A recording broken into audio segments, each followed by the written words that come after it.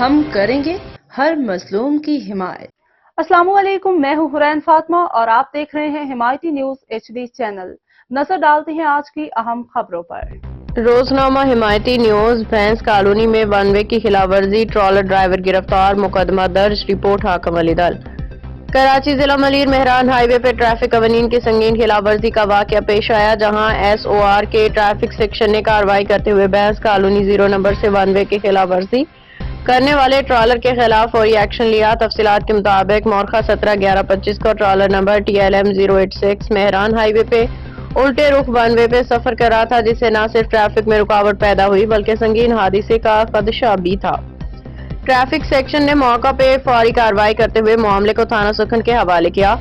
Police کے مطابق trailer driver کو گرفتار کر کے مقدمہ الزام نمبر 717/25 تھانہ سکھن میں درج کر لیا گیا ہے۔ پولیس حکام کا کہنا ہے کہ ون وے کی خلاف ورزی نہ صرف قانون کے خلاف ہے بلکہ یہ شہریوں کی زندگیوں کو شدید خطرے میں ڈال دیتی ہے۔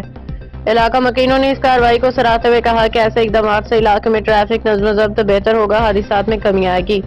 ٹریفک پولیس نے شہریوں، ڈرائیوروں اور ٹرالر مالکان کو سختی سے ہدایت کی ہے کہ ون وے کی خلاف ورزی ہرگز نہ کریں، ورنہ سخت قانونی کارروائی عمل میں لائی جائے گی۔ روزنامہ حمایتی نیوز عوام میں یہ پیغام عام کرتا ہے کہ قانون کی پابندی کریں، اپنی اور دوسروں کی جان محفوظ بنائیں۔